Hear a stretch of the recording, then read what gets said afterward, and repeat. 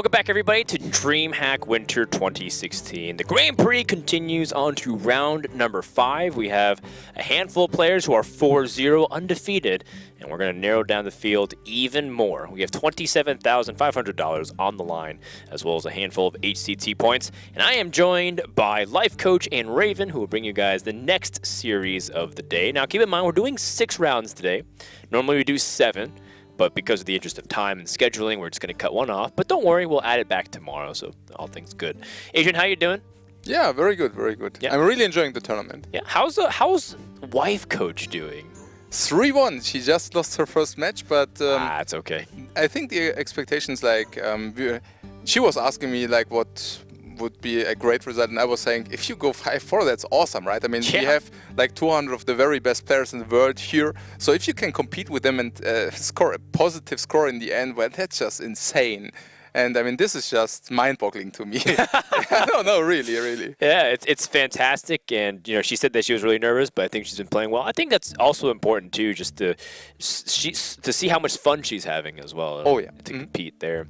Raven, how have you been enjoying the tournament? What are some of the stories sticking out to you? Yeah, I think the main one, or at least we're about to get to some of the main stories, is the difference between 4-0, 5-0 starts to get bigger and bigger. Every single win, if you go 6-0 or 7-0, then you're pretty much guaranteed through to top 16. So every single win is just getting the players like that much closer to being guaranteed through to the back end of tomorrow. Yep. So it's going to be really exciting these next few matches, as every single loss obviously makes the other player a little bit more difficult and just that hint of risk after such a great start. All right, well, why don't we use that as a segue to talk about the current standings. We can pull up the Battlefy brackets just to show you guys what the current standings are. Topping it, we have Pakravak, who we saw early on stream play that Reno Warlock strategy, and not surprisingly, Stan Sivka is also in that undefeated category. Maybe the Reno Warlock leave the Shaman open strategy is working. What do you think? It's crazy to even consider, isn't it? Not banning Shaman. It shouldn't make sense. I want to point out as well, Ness is second place on that. Shout also out to performing really well. So, and to a really good team. That's some really great people on it as well. So I've heard. Yeah. But yeah, that's really crazy. You know, we can see Sivka there as the player with the lowest tiebreak at the moment. But again, 4-0 with that strategy, it shouldn't really work on paper. Everyone thinks Shaman's just unstoppable, but clearly not. Yep. Also, we have some very fun matches coming up on stream. I think one of them you can see, number 25, Raynad versus RDU.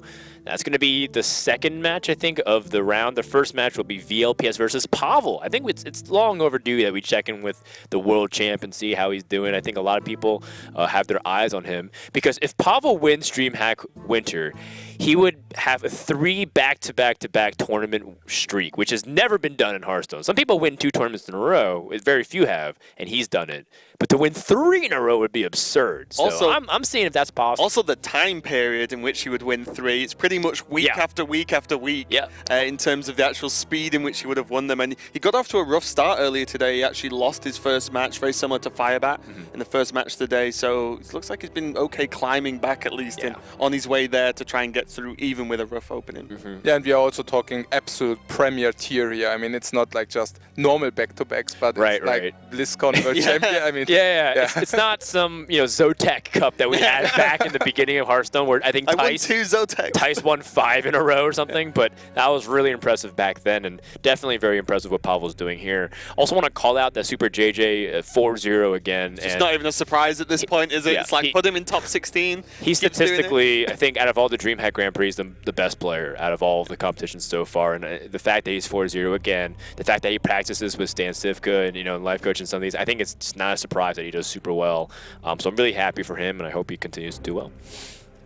Yeah, it's looking great overall, and there's just again, it's just we focused on like the 4-0s, but we're very quickly hitting a lot of elimination matches now for these players. There's a lot of players dropping out because they just can't qualify. There's a lot of players who every single game now they just have to go like 4-0 and just win every single match to have a chance, never mind guaranteed qualification. So see a lot of dreams actually broken today, I think. Yeah, and there's a few of players who definitely didn't perform to their potential. You know, Mr. Yaga being one of them. I think he is a victim of the Rogue train. You know, unfortunately, brought Rogue and just got smashed.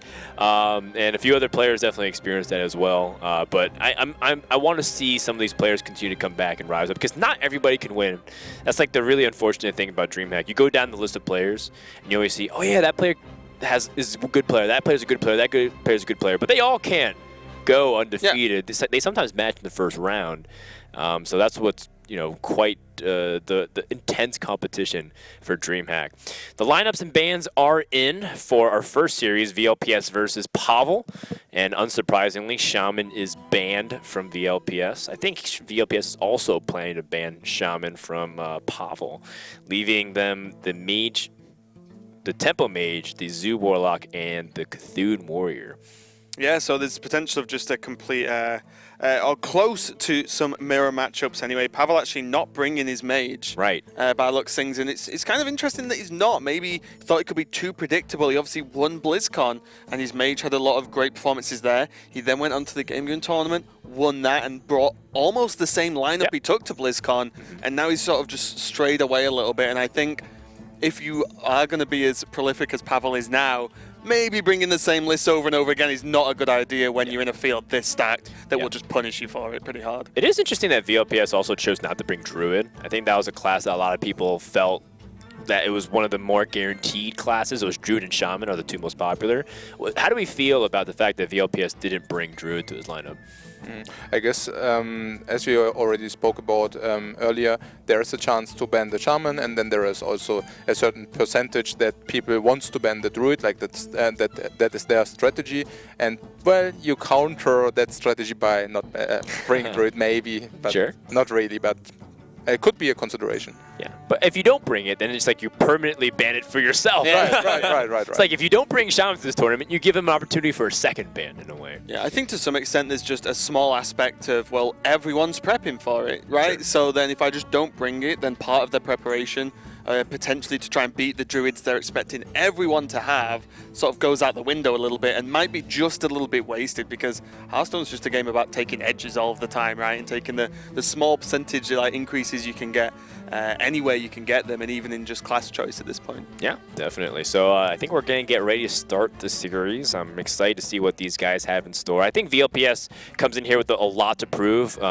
You know, he joined Tempo Storm very recently, and he's been just saying that if he has a chance to focus on Hearthstone, that he wants to prove that he's one of the best players. He's always been done well on ladder, and now that he's joined Tempo Storm, he's full-time Hearthstone. Before that, he was kind of working a full-time job and doing Hearthstone on the side. And so he's been gunning. So he feels really pumped. He drank like 3 energy drinks. I think he drank like 3 monsters right before the series. So he's ready to go. And then Pavel, in the meantime, you know, he's out here to win too. He told me he wants to be the guy to win, you know, 3 tournaments in a row, the first person ever in Hearthstone. It'd be absurd. So I'm really looking forward to the series in general. It's going to be great. We're going to make sure VLPS isn't just shaking at his desk, and you know, we have health and safety is important here at DreamHack, and chugging 3 energy drinks might not be the best approach, but whatever works for him, right? Yeah. And of course, the second match is really fun to me too, just for old time's sake. Reynad versus RDU, which dates back to DreamHack summer of 2014. The first DreamHack of its kind for Hearthstone tournament. It was one of the biggest, where RDU actually won the tournament. Reynad got 3rd. Very infamously, where Reynad called out RDU for that tournament. And of course, a couple of years have passed. A lot of the salt's been buried, but I want to see a little bit of that fire come back here. How do you think RDU prepared for this tournament, Life Coach? Do you think he's on? Do you think he's onto something? Because every tournament he comes to, feeling super prepared, he does really well. How is he feeling before this DreamHack? Yeah, I guess, I mean, he practiced a lot, also specifically on the ladder. Now, from this month on, there are also ladder points available again. So I know that he's grinding 2 or even 3 servers at the same time to Legend to grind those points. Wow. So just from the sheer volume of games he plays, I'm pretty sure he is kind of well prepared. Okay, wow. 3 servers simultaneously. Dang, I have hard enough time doing 1 sometimes. But yeah, I think we just got notification from the admin that VLPS and Pavel are going to start things off, so I hope you guys enjoy. And make sure you guys are going out there and tweeting about DreamHack. When you use the hashtag, you can use DHGP as the Grand Prix. And remember, we're also giving out points. So these guys who get 1 step closer to the bracket stage will get closer to Hearthstone Championship Tour points. With that, Pavel VPS, game number 1 is Zoo versus Zoo. Take it away, Life Coach Raymond. Thank you very much, Rodan. So, we just heard 6 matches multiplied 3. That's like 18 energy drinks per day. That's kind of a lot. Yeah. Look, you leave it all on the field, right? Like, you go 2 days, drink far too many energy drinks, you can crash afterwards. Like, once the tournament's won, you can go to sleep for a couple of days, but until then, need everything you can get. And both players are going to need something to go pretty well for them here. Is this, the Zoo mirrors so like swingy. If one player gets ahead, there's not really a true comeback mechanic for, in Zoo. There's no AoE, and you just kind of have to get better trades than your opponent a lot of the time, as matchup is just fought very aggressively for the board. Until the end, really. Yes, absolutely agreed. Like usually, in the Zoom mirror, we have the experience that by turn 4 or by turn 5 latest, the game is just decided. I mean, it will prolong until turn 7, but from turn 5, we will probably see that one player won't stand a chance against the ball of the other. Yeah, and there needs to, if you're that far behind, where it isn't even really that close anymore, pretty much needs to be Doomguard into Doomguard. Like something that crazy to come out to actually have a chance at coming back into the game, but it looks fairly even so far. What do you make of the 2 hands here, Life Coach? Yeah, interesting. I mean, both players, I mean, it's very close, right? It's very close, yeah, it's very close, and both hands are also looking kind of equal. Yeah. I mean, just having the same cards in the hand even. So, yeah, really looking forward to see Shifter Xeris, though, could change everything. Maybe not when it transfers into the Murloc, but there are many more turns available yet. And Shifter Xeris actually, strangely enough, could be the difference. And depending on the minion it turns into later on, it could actually have a pretty, a bigger impact on the match. Oh yeah, absolutely. FLPS. Oh no, that's who chose that? That was Pavel. Pavel, right? Yeah. Pavel chose that. So he picked it over the PO, right? Didn't he?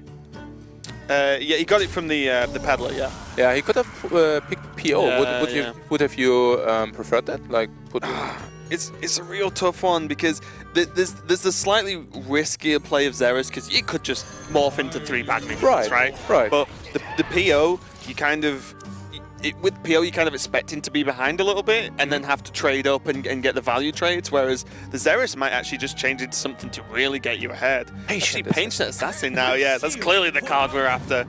But yeah, I mean, you never know, it can transform into any minion in the game, right? Yeah. So it could really change things up, but that Imgang boss was also just super insane. Yeah. I mean, if you saw VLPS's turn, he needed to play the minion before the knife juggler because he was so afraid that the knife might hit the Imgang boss. And this just shows the pure strength of this Imgang boss in the mirror. It's just insane.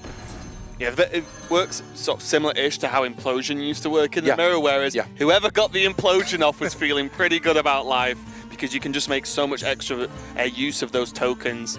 As Zoo, similar to what Firebat was saying earlier, where he almost put Barnes in his Zoo list. Ooh. Because at worst, there are some, there are some great draws for Barnes. Yeah. And at worst, you Zoo, you use 1/1s pretty well. The tokens are actually not terrible. Not that bad, So it's probably the deck that best utilizes those. So that was a really interesting point. And it's the same thing with Gang Boss, right? You just make so much great use of those tokens that getting one out first ahead of your opponent is normally pretty huge. Oh, this is insane. Oh, he can He outplay can the heal. knife. Yeah, he can also heal, but I think the knife juggler into the council man is just so insane, just because of this insane follow-up turn. Yeah. So Pavel just brought himself in the situation where he can just wait just one additional turn, and then he can just go for the super power insane turn, imp into Doomguard, and that usually seals the deal. Yeah, and also just putting multiple priority threats on the board, right? You go into Juggler and a Counterman. How does the Zoo beat them both? It's really difficult. You saw the trade into the Juggler, but now we're going to see Doomguard get down and draw a couple of cards with the help of that Malcazar's Imp. Yeah, and the Shifter also did his job, 100%. Yeah, definitely. He was just there to be discarded and cycled. To be fair, awesome. Power Overwhelming might not have done anything either. No, absolutely. So, no, I'm not saying it's wrong. I was just saying it's super interesting. Yeah, it's just funny that out of everything Shifter could do, it got discarded. Exactly. Which is a valuable resource in Zoo, so it's fine. So he basically shifted 3 times into something useless, and then he just got fired. Yeah, you're fired. Look, I gave you 3 shots, 3 strikes, and now you're out. go. And instead he gets a Power Overwhelming and the Flame Imp, so not too terrible. The Flame Imp isn't amazing a lot of the time at this point in the game, except for when you're already ahead. It's just a good body, right? Yeah, As opposed to if you're behind, and then a Flame Imp doesn't really get that much done. But when it's just one extra minion to drop down for 1 mana, it's pretty fantastic. Wow. And, well, there's another Imp Gang boss, and even the Power Overwhelming is going to be pretty nice. Moving on to the game will just end it. Yeah, absolutely. I mean, you probably also just trade. Yeah, perfect. I mean, Pavel looks in an absolute dominant position here. Yeah, the funny thing is, like, when you're playing against Zoo in general, but even in the mirror, which Zoo's generally an aggressive deck, there is almost 0 times, unless you actually have lethal, that you play aggressively. In the mirror, if you just clear the board of Zoo, every turn they will never win because the board is all they have. And you see that coming in now where he could have punched him for a lot of damage to face, but instead it's just clear, as you said. Just keep trading. Your opponent cannot come back into this game. Absolutely agreed. The only one very small exception might be if you can also prevent him from tapping in the future. So let's say you can bring him down to 4, but actually I like 100% agree with what you said. So Zoo doesn't really have overrun mechanism or direct damage mechanism, at least not that much, like Doomguard, Soulfire. So yeah, I mean, Pavel obviously knowing that and playing regarding the game plan. Yeah, and Pavel's going to be 1-0 up now, and as we said, probably 4 turns ago, we were like, yeah, looks like Pavel's probably won, but it naturally plays out, because obviously you are going to keep playing if you're VLPS on this side. So moving very swiftly on, no messing about. VLPS has moved on to his Cthulhu Warrior versus Zoo, feeling that that's his best counter deck he has for the list. The hand is insane. Fiery Warwick's probably the best card against Zoo. Well, maybe at pari with the Ravaging Ghoul. Ravaging Ghoul is insane, Fiery Warwicks are insane. If you have both, that's nearly GG. And there's even a Disciple of Cthulhu. It's just so sick, it's so strong. He can even have the luxury of passing turn 1, just chilling back, and then deploying his stuff. Everything you could want in life as this warrior VLPS. Now Cthulhu's chosen because let's just curve out more. Why not? And at the same time, Zoo is tapping turn 2, so it's a very convenient situation the Cthulhu Warrior is in. Plenty of time to draw Brawl as well. Yeah, I don't even think he needs Brawl. Oh really? You think the hand is that strong? Yeah, I mean, first of all, it's not that strong in the hand, but the second thing is that I think from what we see here, he will just be able to deal with all the things Zoo will deploy on the board, just without even a Brawl, just with the Ghoul and with the Cartoon Chosen. Yeah, very similar matchup we actually saw from Life Coach earlier against the Zoo, where she had the opening minions to play, just pressured the Zoo down, and the second you clear the board and you have minions versus Zoo, the game's over. Like, Zoo cannot just snap back there. Second Ravaging Ghoul. Oh, this is huge. Are you kidding me? I mean, Ravaging Ghoul is arguably the strongest card against Zoo in the entire deck, and he got all of them. I mean, both basically. The combination of that 1 damage actually being huge against a lot of Zoo minions, and then the body of the Ghoul trading with most of the Zoo minions as well is insane value for 3 mana, and going one on top of the other, being able to chain them is pretty huge as well. Oh, but that's also a pretty good one. If okay. Yeah, we did actually hit it. We saw this earlier today where the discard had two Silverwares and an Defender Argus, and the Argus gets discarded. Oh, like, no! Oh, here, Wishing Conciliator. Here's your Brawl. I want a Brawl. Yeah, just go straight into it. Like I said, plenty of time to draw. Perfect. Okay, another Soulfire. That's interesting. It's really strong also with the Imp on the board. Imp on the board. The Imp clearing the shield is huge. For Cthulhu's Chosen, if there's no good minion like that to just ping the shield off, it's awkward because you pretty much trade 2 minions into 1 just to kill it off. So instant bonus there for Pavel, giving him a little, at least a little bit of a chance to deal with this pretty nicely here. The 1-drops not too fancy, to be honest. Well, the Prix is not too bad. Oh, he picks the Lepano over the Prix. That's interesting. I mean, both are useful for sure. So yeah. Lepanome's going to help with the game going late, or at least trying for it to not go late, should I say. It looks like at this point, Pavel pinging off the shield but not trading, valuing the damage much more. And here's the Brawl on demand. Super insane value. Yep. Let's see what it's of. Oh. Okay. Okay. Oh, it was good enough. I mean. Oh, I mean, insane. to be honest, as long as the Imp Gang Boss didn't survive, he's probably feeling great. Oh, you nearly already go for it, right? You go for Soulfire Face here. Yeah. Yeah. Oh, yeah. Super strong. It's too powerful. Card cycle, damage, additional free minion. Oh, and the Doomguard. And you draw into, there you go. So even with the 2 mana, Okay. not that it's going to be played this turn. I think you cannot risk, or not risk actually, you can't throw away the Doomguard. I'm not even that sure about it because Pavel just saw Brawl going out, so he might have as well just played it, having another 3-2 on the board. I mean, the card gets replaced, right? But I agree, yeah. Doomguard just feels great as a responsive action, right? Like, Doomguard can even kill the 6/6 with either, the Leponome or a Juggle, potentially, as well. Right, yeah. I mean, probably Pavel wants to go face, I guess, to also deplete the armor, so... I guess at this very moment, VLPS is the one who has to react, so he might as well trade the 6/6 into the Doomguard. And not only is it about that, but again, Pavel just saw that the Brawl went out. He knows that Cthulhu Warrior usually doesn't have slots available for things like Revenge. I mean, maximally 1 Revenge, but usually 0. Yeah. So I would really wonder if Pavel would not just gamble Reno and just full face here. Doesn't go for... the Juggler either, valuing the additional cycle, and PO and Abusive, that is a lot of extra damage. No, he can trade the Lepon. Is it? He doesn't need to trade the Leponome, he can always kill it off with Power. Oh, that's just lethal, right? Yeah, because the Leponome dies it's lethal, yeah, it's lethal. Wow, Leponome, it's MVP. One over. Gonna be pretty nice. That's gonna end the game, and Pavel not messing around. There was a great opening hand from VLPS. But Pavel just snowballed out of control, and even a Brawl just wasn't really enough to slow him down. Yeah, it's awesome. That's crazy.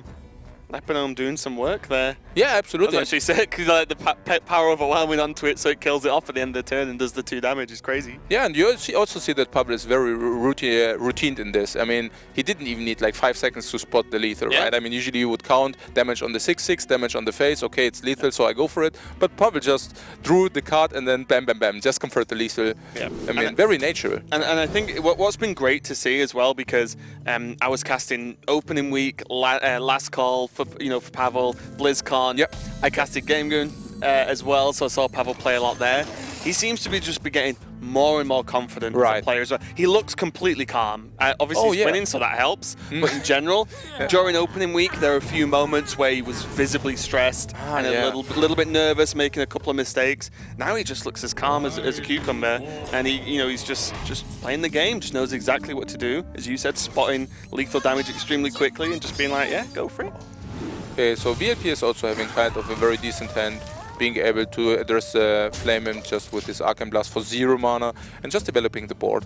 So unless Pavel picks something up, which he didn't, this might pose a very big problem for him, because Mage just seizing the board control, Sorceress not being addressed. Oh, it's so scary to leave Sorceress off. Yeah, I mean, here we go. Yeah, and this is why.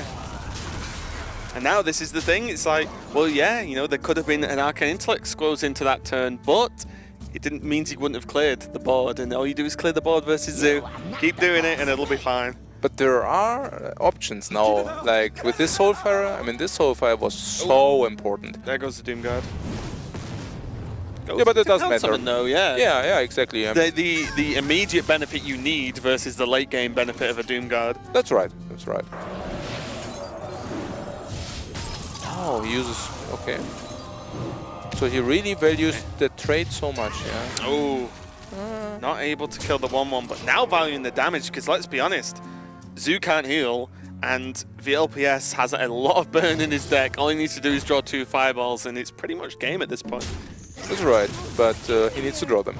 He has Arcane Intellect, Life Coach, it's fine. But just Arcane Intellect into the burn. Arcane Intellect, double fireball. Yeah, and things this turn, it's like it just builds onto it, it survives 2 more turns, problem solved. Fair enough. Okay, no double fireball, but we have Azure Drake, we can just go into it from that, be fine. No, but I mean, I definitely hear what you're saying. I mean, you're saying that Zoo just automatically loses 2 life every turn. Yeah, exactly. And so he's putting himself on the clock, yeah. And if they don't, well, you probably end up like gaining a turn in the long run, because they're not tapping, you gain a turn's worth of health. To a large extent, so it's a win-win situation, and being on pretty much full health at that time, VLPS has turns to mess around with. Oh, would you? Oh, really? Oh, I was really thinking that the Drake might come down to just fish for the spell for the Flamebreakers, because Flamebreakers without spells is kind of weird. Okay, that's interesting. So let's see how this. Okay. Also, Drake just to quickly get into a fireball or frostbolt to just kill him, right? Exactly, like... exactly. Okay, so 10 life for Pavel, playing a very risky game with his health at this moment. I mean, 2 Flame Wakers down. I mean, now he just loses both Flamebreakers, and they really didn't do anything but being 2-4, which is not exactly appealing. Okay, let's see where this goes. There we go. I mean, I can see his reasonings to think that he might go as Drake into ping next turn, so he gains 1 ping. But just putting these 2 4s on the board seemed so underwhelming. Yeah. Yeah, I think the idea as well was if even one of them survives, and you draw a spell next turn, then suddenly start to snowball with the Flame there's Waker. a Doom God. Oh my god. Wow. This was such an insanely good top deck. This is what Pavel needs. Pavel needs to go extremely fast to catch up on the health difference. Yeah. While VLPS just isn't drawing anything. Even Rag face isn't enough at this moment. There's not been enough damage. And Pavel's best friend, is he potentially going to turn against him? Yeah, it has to be Flame Strike. Otherwise, there's nothing to turn. Oh, what? Okay. So if he Rag kills the Doom Guard, there's 6, 7, 8, 9. 9. Okay, that's and there's going to be potentially 2 minions come down. So it'll be 11. So he's just. It actually, never mind. Soulfire. It actually hit the Doom Guard, by the way. I mean, even after did all his that. job, right? I mean, not enough. And that was a very, very fast series as Pavel 3-0 with Zoo, and just sweeping through it. Like, you can't really argue with the results. Games are really quick. There's a couple of closer ones with VLPS, but wasn't enough. Yeah, we didn't expect anything less from the world champion, right? Exactly. So yeah, Pavel definitely doing his performance, and it was also definitely convincing. Yeah. I imagine, Frodan, you walked off, sat down, blinked, got back up again, and came back. I don't even know what happened. I actually went to go joke with Raynad and RDU for like a few minutes, just like talking about life and DreamHack and stuff, because we've been there since the beginning. And all of a sudden, I was like, "Oh, Frodan, go back to your seat." I was like, "Oh, what happened?" It was a fast 3-0. And Pavel sitting next to me for a quick interview. Pavel, how you doing, man? Good. Yeah, that's good. That's good. How do you feel about the fact that you're competing so much, man? You're like you had BlizzCon for like 2 weeks, and then you have Game Goon, and now you're here. Are you tired at all? Not too much. I really like traveling and compete in tournaments, so not too much tired. Yeah. Well, I mean, you won 2 tournaments in a row, and if you win, you'd be the first person ever in Hearthstone to win 3 tournaments week to week, especially with BlizzCon in it. So that's really special, isn't it, if you're able to win? Yeah, it's gonna be awesome. I like that. It's not like, it's going to be. This is happening. Yeah, DreamHack is mine. It's fantastic. Like the confidence. Yeah. That series felt super one-sided. Was that super easy for you, too? Did you feel like, man, I just got this? I mean, I just win 50-50 matchup in first game, and then 2 other matchups was favorite for me, and I get good draws.